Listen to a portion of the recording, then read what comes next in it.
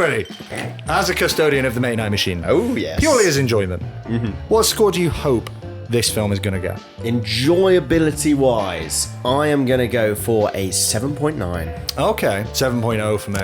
Ooh, Yeah. I almost gave this higher. You almost gave it a grade. 7.9 is really, it's teasing. Teetering. It's thinking about It's it. just so different, you know? Okay. It's just a different experience for me. We didn't really go into too much detail in the opening, I guess, but I think the first fully Indian-made film that I've watched. Same. I mean, Slumdog Millionaire is not. That's Well, it was all recorded in English, right? yeah. I mean, well, you get like they mention it in this, so English medium and Hindu medium. Mm-hmm.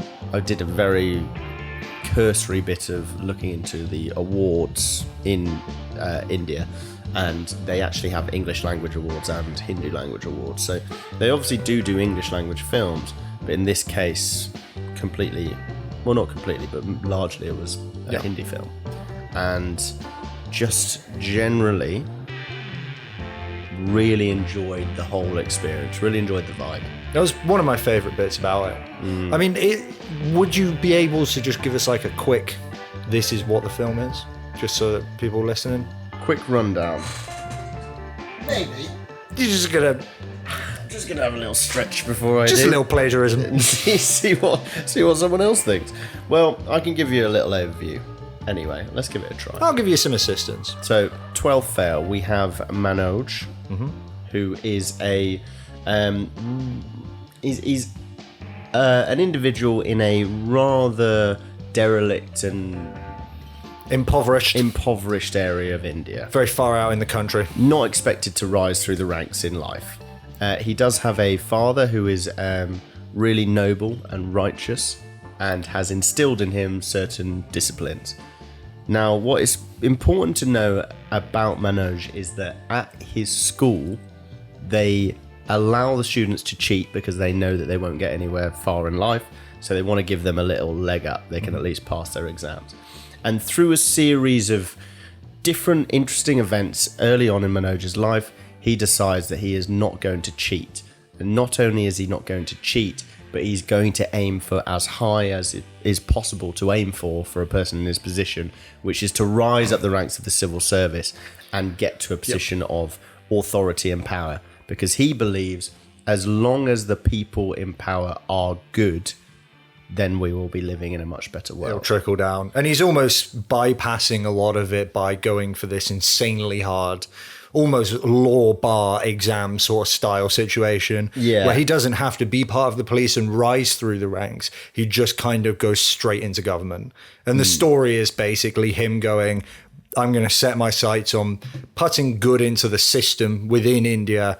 And the way I'm going to do that is I'm going to take on this exam, which is known to be insanely hard. Yeah, like they put 200,000 was it they said or something? 200,000 people start at the starting line, and they only give out like a couple of jobs or something. Yeah, it's effectively no one. Certainly not someone who needs to cheat to just get past his exams at the beginning of the movie. So that's basically the idea of the movie. Yeah, and the journey for him is going through this incredibly arduous and hard process with absolutely no aid whatsoever. Like, that's the idea. When Extra not setbacks. absolutely no aid, but you know, like, he is really at zero. Everyone else he's competing against in some capacity has a leg up on him. Everyone else, and his aim is quite the lofty one. Yeah. So I totally agree. I think that the Indian setting for me was one of my favorite bits. I really liked that. I thought it was cool getting an insight into the culture, the way that the people interacted, the way the street looked, you know, that just the things like that just kind of felt novel to me as the audience, you know. I really like that. Yeah, I think that is part of the reason why I, again, was just taking a step back from my own emotions. This is a trademark issue that I have, being when I am pleasantly surprised. Yeah, I increasingly found myself more surprised by the film. I was like, this is a really enjoyable I'd agree with that, actually, yeah. I was like, wow, that's really cool. And I'm really enjoying these particularly the characters.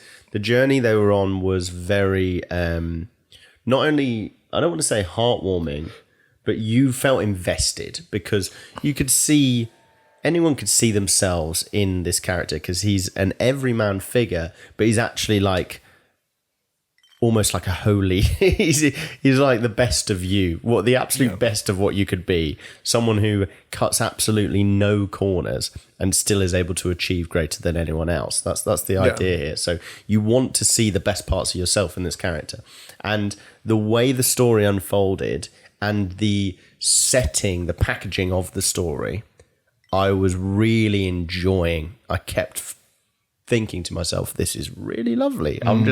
What a great time. The way the narrative is shifting and meandering through is lovely. The characters that they're introducing is great. The setbacks that he goes down, they are adding to the mythos of this journey. And also the actual setting is very clear. Like they really structure it sort of like 12 Angry Men, where you know the destination. Like, you know where you're aiming for, and they make it incredibly clear how he needs to get there. And any setback, you understand the gravity of it because you know what the stakes are. So I had to go, hold on a minute, Fred. This isn't the best film you've ever watched in your life a few times. Because I was just finding myself so really... Well, but if a movie does that to you... Yeah, and so I really enjoyed it. Yeah. And yeah, for sure. It fell into that trap of music that was so pleasantly surprising that I kept saying to myself, is this the best film I've ever watched? And it isn't the best film I've ever watched. Of course I was just getting ahead of myself. But yeah, great positives. Endearing cast and story. I thought there was some actual funny humour in it. Like funny settings, funny characters. We're going to be spoiling this one. We are spoilers, full spoiler. Like particularly the cheating stuff. I remember there's one scene where the teacher is saying to them, I let you bring in as many notes as possible last time, and you're still all too stupid to pass the test. So this time, I'm just going to write the answers on the board. Just copy me. Yeah, okay. Yeah, there were moments that were actually funny, and not just, this is supposed to be funny for a different audience to me funny. I actually did laugh. Yeah. There was other moments that weren't as funny, which maybe were supposed to be, but whatever. The impact and emotional scenes I really enjoyed as well. So maybe not enjoyed, but I've really felt something for them. Like Grandma's death and the final results, they really did it for me. Yeah. Don't know about for you? Final results, definitely, yeah. Grandma's scene, not so much. Yeah, it just felt a bit obvious it was about to happen to me, if you know what I mean. It just kind of felt like I was just so certain that he was about to find out his grandma was dead that when it happened, I was just... I think... Oh, yeah, okay. This is what I mean, actually. Yes, 100% it was obvious that he was about to find out his grandma was died. However, the acting style that they have in these movies is quite melodramatic. Mm-hmm. In the kind of day-to-day, scene by scene. That's kind of the style. Certainly my impression of what the style is. However, the death scene and the emotional scene between Manoj and his mother, I was very surprised by. I thought they brought some real, like, earthy realism to that scene. So it was more that than the actual setting of the scene itself. Yeah, and I think the whole movie was just very touching, wasn't it? I think that probably the strongest thing for me was thematically. This film was one of my favorites because it's like you say, you've got the character who you have so much admiration for, you have so much respect for, and he's so likable and he's so pure, and it's in the journey is so appropriate of a character like that, and the idea felt. You know, we've literally just done a review of Transformers 1, and one of the things that we said was wrong with it was there is no nuance whatsoever in the good versus bad. Yeah, right. In this, I really felt like it was sort of showing me things which maybe I maybe I believe a bit, and so I liked it more because it was like, yeah, that's in line with what I believe, but it was like doing things for the right reasons. You know, that was one that I really liked, where it was sort of saying, you know, you need to be doing this not because of any of the advantages that come with it, but do it because you want to make a good change in the world and take losses and just get your head down and push on. And yeah, I think that thematically it was really up there for me. You really like that sort of stuff as well, that kind of like stoicism and no excuses attitude. Exactly, that's it. And it added to the admiration. The themes and the character and the plot all work together really nicely for me to make a package that I really really believed in and really kind of felt a connection to what it was trying to say. And it's actually not that common that I watch a film and I'm like, the message they're trying to give me is something that I like. So I really, really liked that about this film. And that was a real standout thing for me. I thought that the plot didn't surprise me at any point in the whole movie. There was no moment where I was really surprised by any of it. It kind of just felt relatively sequential, but that's fine. Like I still really felt very moved by it. And 12 Angry Men like that. Yeah, exactly. Yeah. That's it. I felt personally like the stakes of the IPSO exam were enough and the conflict of that was enough that I personally didn't see the need for the complications in his romantic life and the complications that they added in elsewhere. I'd say that the weakest part of the story for me was the romantic line. It didn't feel necessary. It felt like such an amazing story that was pushing it forward. It was like, we could just leave that out. Like, we don't need that. It's 2 and a bit hours, so we've got a bit of room to play with. It's similar to what we were saying about Casino, where we both, well, you particularly felt that the romance plot would have, the omission of the romance plot would have greatly improved the story. However, it's a true story, right? So in this case, from your research, do you know...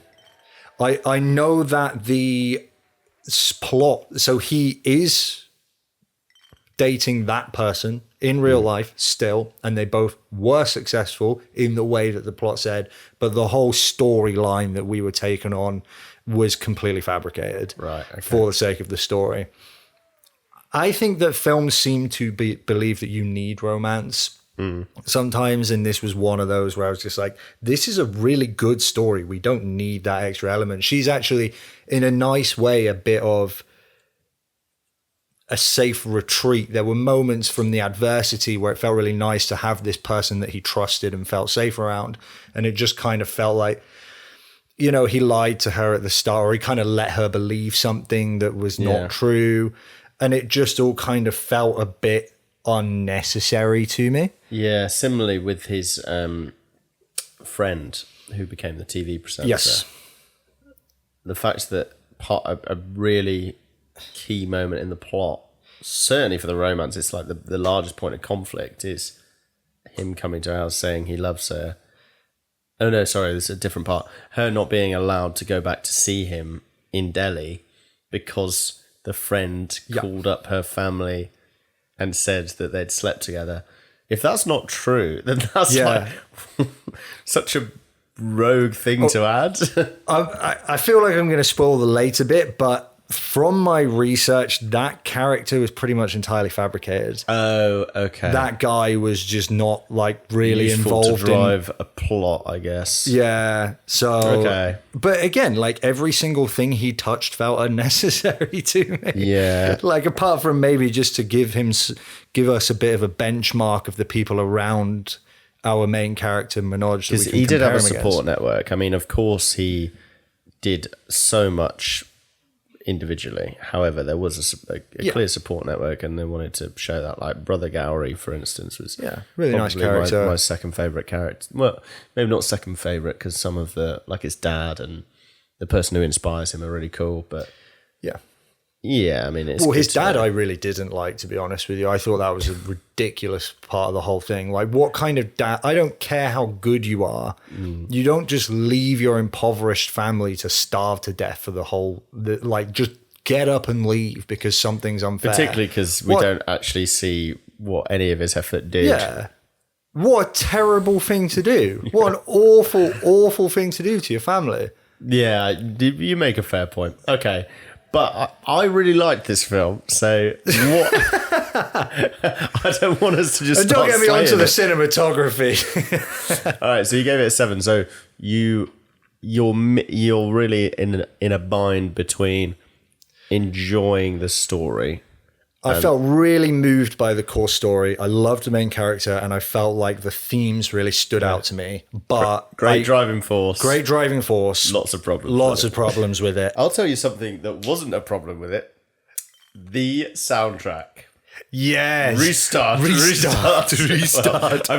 the soundtrack, by that I mean the one song, Restart, was unbelievable. Was there anything else in the movie, or? Her song, do you remember that bit where he gets her to sing? Yeah. That's pretty, I thought that was kind of mid.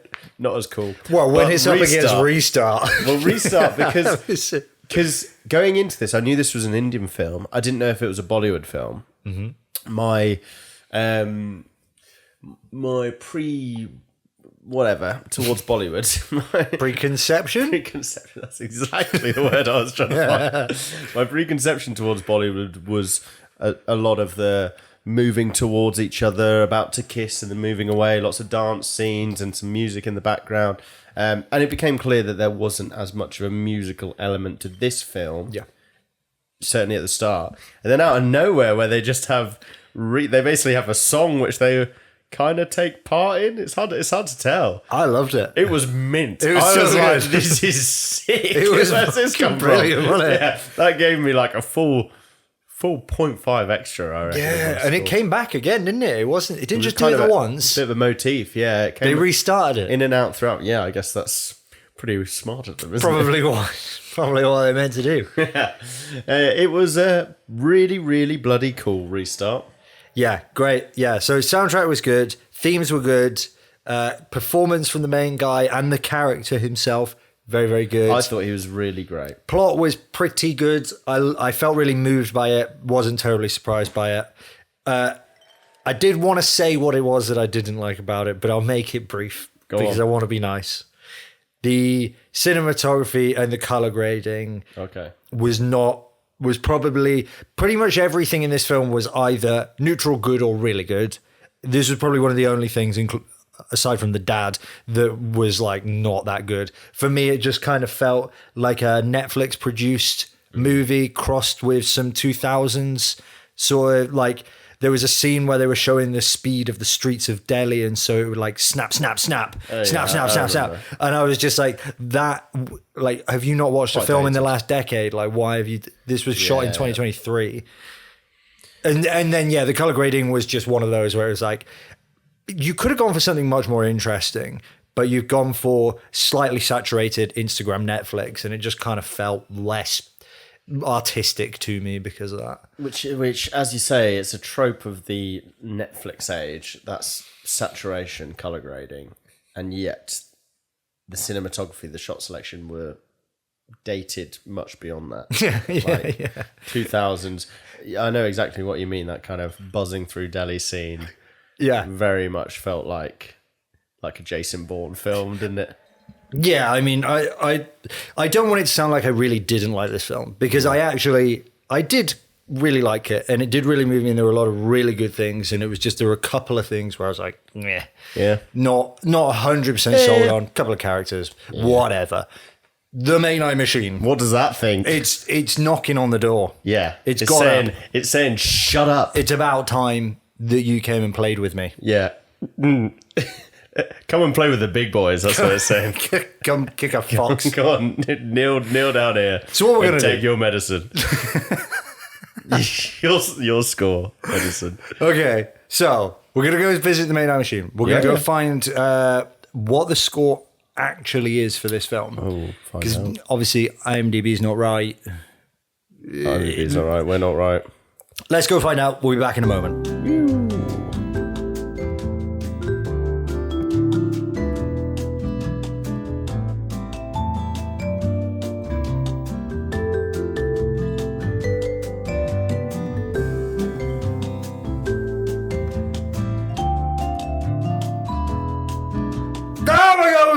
what the fuck? We're back in. Whoa! Woo! Woo! Woo! Sorry, Fred was a little bit behind me there. I was just getting other. I didn't realise. I didn't expect it. I didn't expect you to come back so I quickly. had to bolt. Did you see what was happening? I was chasing behind. Yeah. Oh, cool. I lost a foot. Sorry, I ditched you there. That was right. pretty bad of me. So this is the 60th greatest film of all time on IMDb. Okay. Yeah. We've put it through the Midnight Machine basically to assess if that's a fair score. Mm. And it has come out with 6.54 out of 10. You know what? It's nice to have a break. We've had a few 6.1s, and that was definitely better than the 6.1s. Of course it was. It's the Midnight Machine. It's never wrong, never has been, never will be. 6.5. We're still on the lower end, though, aren't we, of the ones we've reviewed? It's literally just breaking into good. If 6.50 is absolute neutrality. Though I think that's an absolute neutrality for me. I mean, the Midnight Machine might be a little different. I would argue has a bit more. It's a bit more reasoned in its approach. So, like, closer to 5 is absolutely neutral on the Midnight Machine. I don't know. I think we've had some low scorers. I think nearer 6. Yeah. Okay. Personally, I don't know if it goes all the way down to 5 because we've had some scorers in the 6s, which are. Well, 6.54 isn't especially high. And I think that really it's partly because the visuals, it's partly because the impact that it's had on the world is reasonably limited. Like a lot of people that we meet will not have heard of this film. Wasn't exactly groundbreaking soundtrack. And I think generally just like if it wasn't, I was saying this when we were on our way over to the machine, if this wasn't an Indian film, I probably wouldn't think very much of it. Like, I think that was really a big selling point. You liked it. It's quirky because it's something you hadn't seen before. It's novel for me. Which for me, I agree. Like, I gave it a 7.9, but I thoroughly enjoyed this film. Yeah. I had a great time. It made me want to watch more.